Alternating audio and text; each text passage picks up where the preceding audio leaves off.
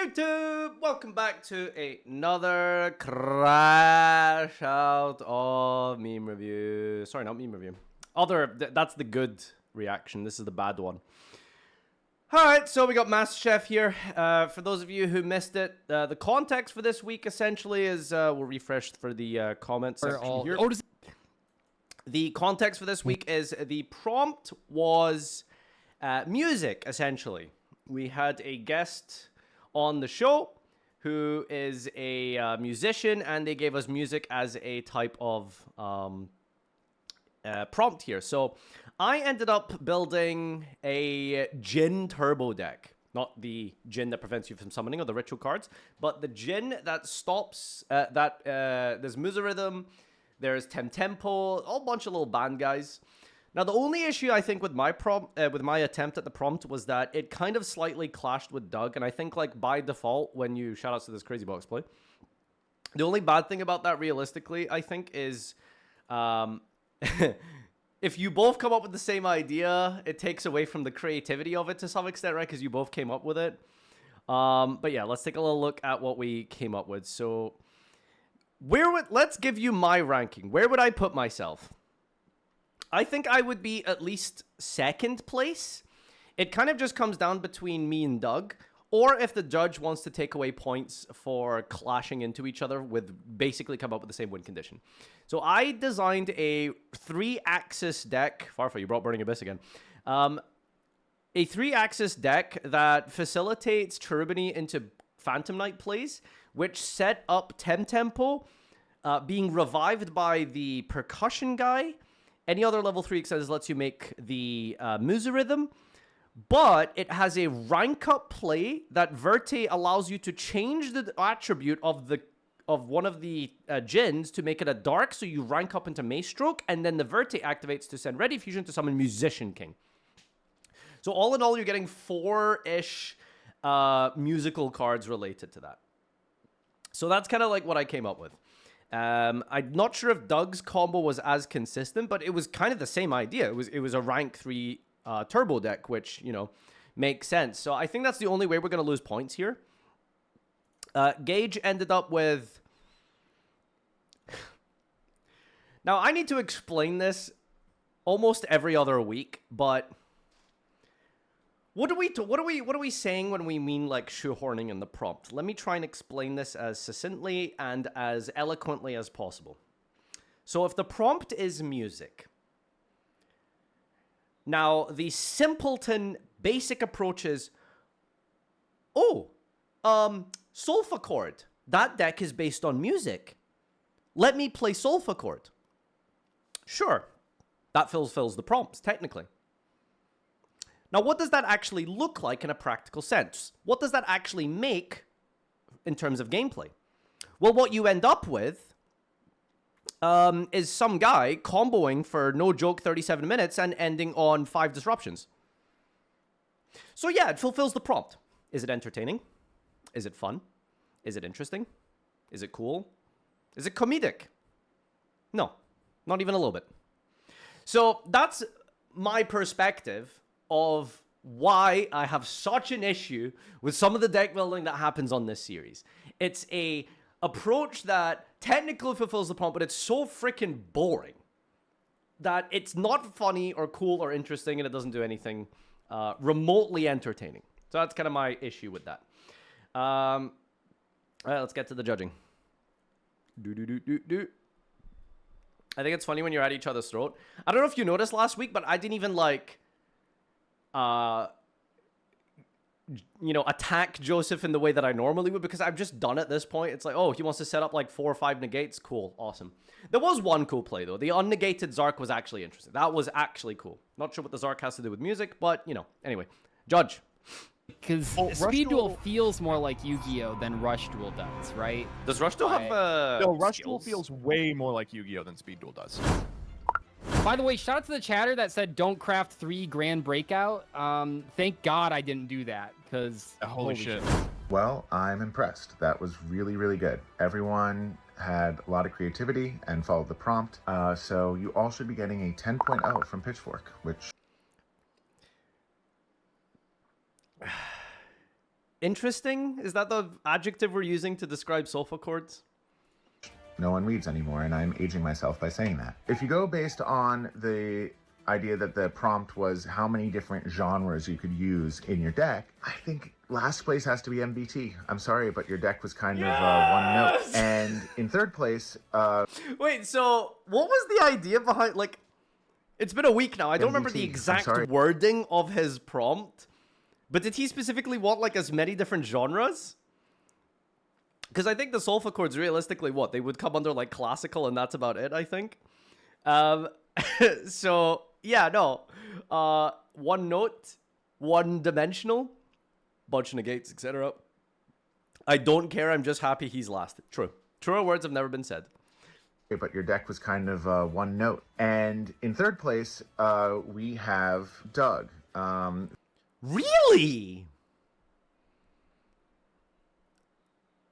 So where does that... So I'm just second, right? So I'm not getting first, because if Doug is third, then I'm just basically tied with him, essentially, since we're basically playing the same deck. I guess mine's is more consistent, and that it actually has a linear combo and pathway to get to, like, some of these pieces here. But, I mean, yeah, I would say mine's is better than Doug's. Anyway, W.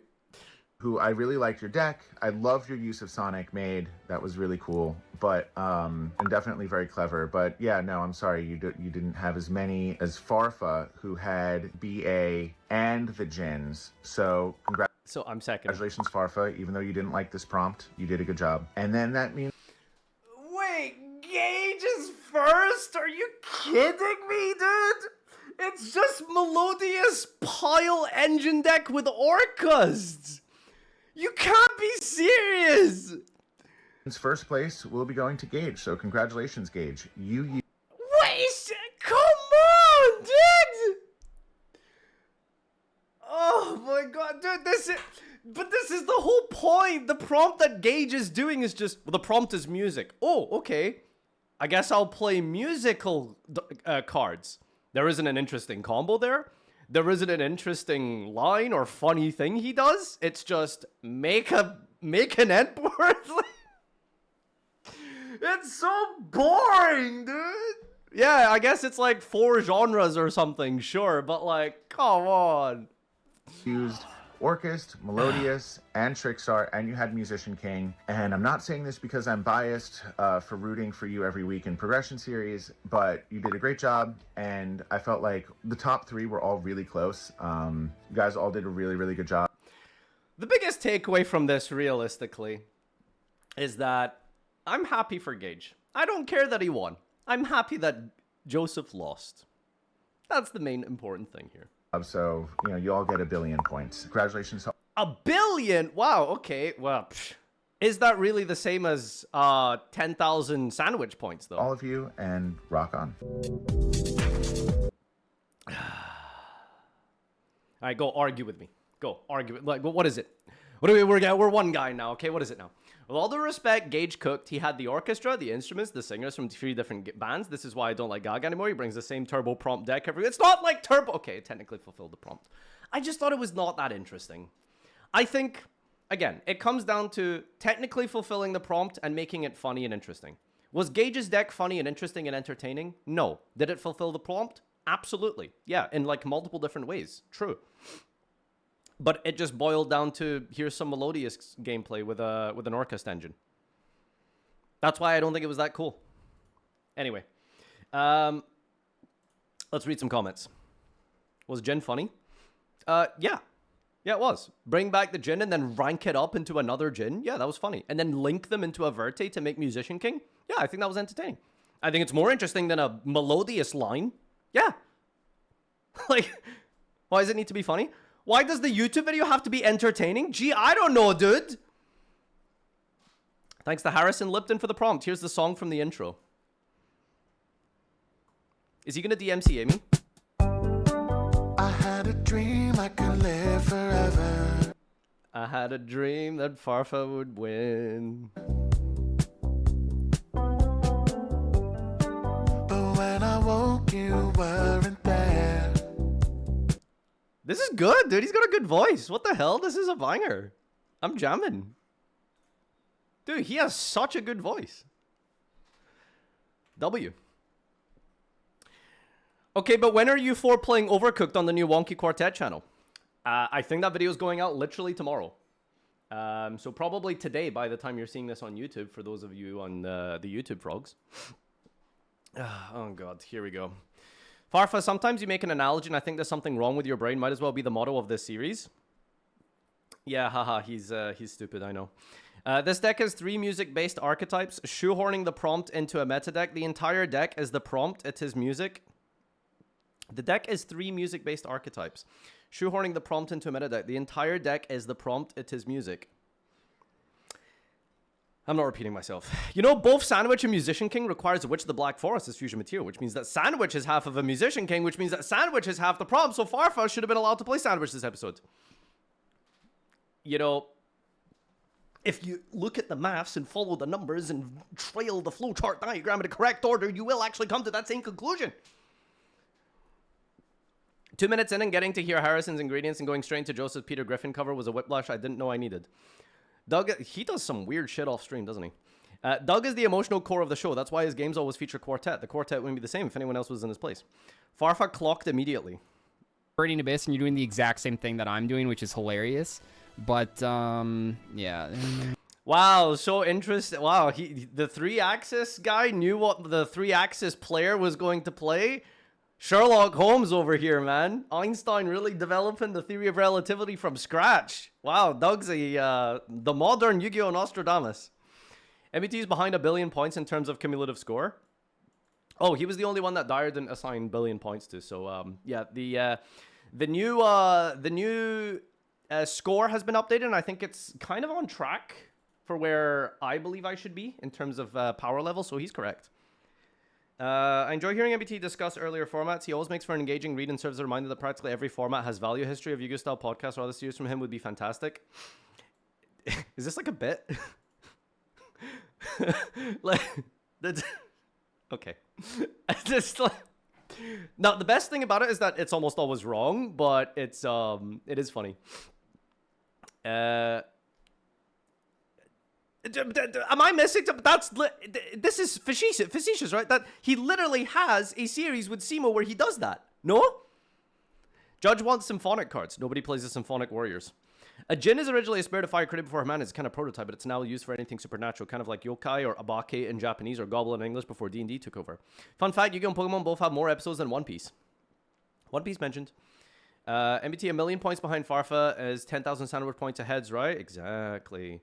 Met him in a dueling book GOAT match years ago and followed his music for years.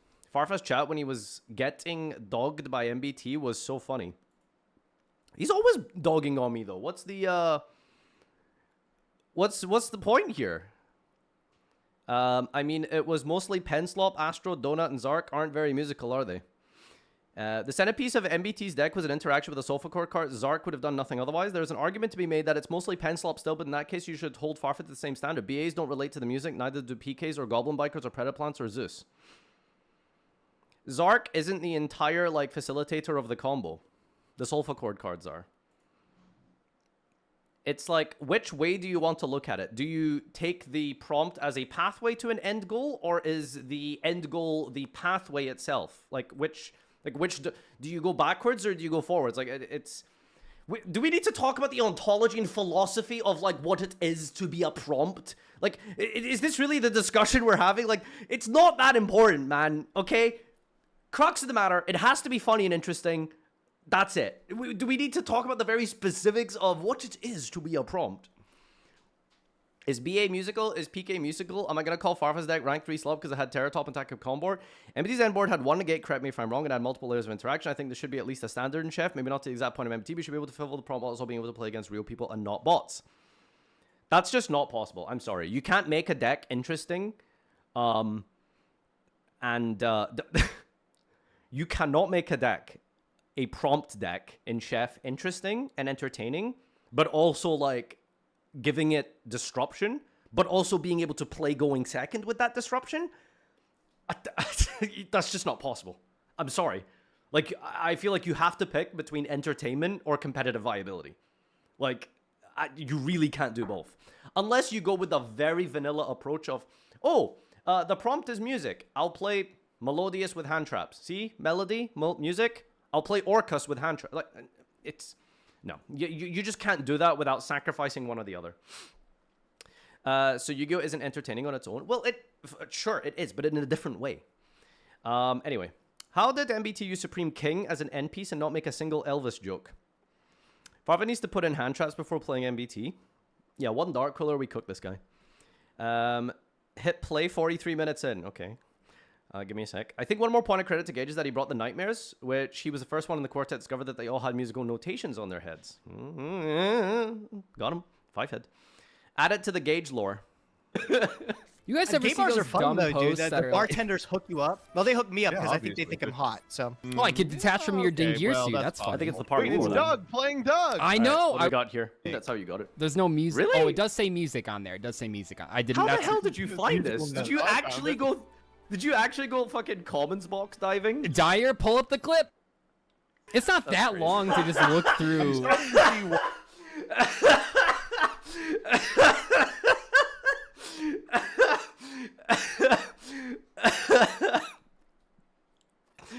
Oh my god! Yes, we need more dire self inserts like that. Oh. I love the last show of this video was a Maharajuku hat style discussion. I missed that series. It's nice to hear these four genuinely talk about Yu-Gi-Oh! In the direction they should take it in. You guys should subscribe to Wonky Quartet. I would never deny you YouTubers the amount of dedication it takes to craft that many garbage URs for a video. How did you fit Burning in Abyss into this? Virgil's right there. Cat jump scare in the beginning with Doug is funny. Hope the kitty's doing well. I think Farfa has a point here. The whole reason you cut hand traps from your dual-taining decks is to limit interaction so that the other player gets to show off their combos. I think a good way to walk the middle path here could be that during the first round only, the player going first can't go interactions. During the first round, the player going second also can't attack. You still get rewarded for making interaction, but the other player gets a chance to show off what they cooked. Chef rule set is just not the approach the series needs, but ultimately, I think make your deck fun and interesting. You know, can we just leave it at that? Just make your deck fun and interesting. You know, do we need like 4 interruptions? Do we need like multiple Omni negates and a bounce and a banish and a pop? Like, yeah, Joseph's deck was good. It was also not very fun to watch, was it?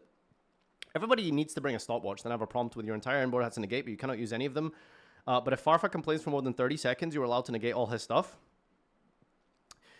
Yeah, so I wonder why I'm complaining, and maybe it has something to do with all the negates in the For Fun series. What does Farfa do with his deck then? Complain for 30 seconds and then use his board of negates? I didn't have any negates! I summoned my stroke! Oh, these people. Let's go look at some memes. I forgot to post the meme thread on Twitch today, but I'm sure you guys will find something of entertainment here. Look what Noah did today, by the way. I gave him a snack this morning. His banana. I checked my deck box because I'm like, I gave this kid a banana. Like, did he eat it in like 5 minutes? He doesn't like finish an entire banana himself usually. I keep that thing on me, dude. I keep that thing on me. Important. How did Noah open a deck box? By using his hands. He's a baby. He's not like paralyzed from the waist down. Like, what do you mean? From the neck down. Like, children can like use their fingers. Like, what is that question? Where's the chef tweet? There it is. Chef mem. Okay. Literally nobody. Prompt guy. That's me. Stick him up, baby Sarasaurus. Farfa, after seeing Doug sub and Jins, he was lacking creativity. It's funny that you say Farfa when you just posted a picture of the other person. Do you understand how much of a way you are trying to force a thing that didn't happen? Another Invincible meme. One of the best episodes of Chef, and it also... So, in which universe is this the best episode of Chef? Like, are you high? This was a miserable watch. pay 1 life point, special summon 5,000 fusion monsters. Rare, competent judge. MBT places last. Gage wins. Gage wins. All that matters is that he got last. Judge, I forgot his name. MBT. I like how Doug placed the conductor in the MZ. This flavor for me was the tiebreaker that placed me on Team Doug today. Well, you know, I guess it's important that Maystroke takes center stage. Wonky quartet after every prompt, especially Farfa. Any questions? Yeah, what the fuck? I mean, this was good enough. Hexagon. Octagon. Never gone. All right, thanks everyone for watching this week. We'll crash out next week as well because every week is a crash out, and I hate these people. I hate this series. It's not fun. It's not enjoyable. I hate the comment section. I hate you. I hate me. I hate my life. I hate everything. See you next time.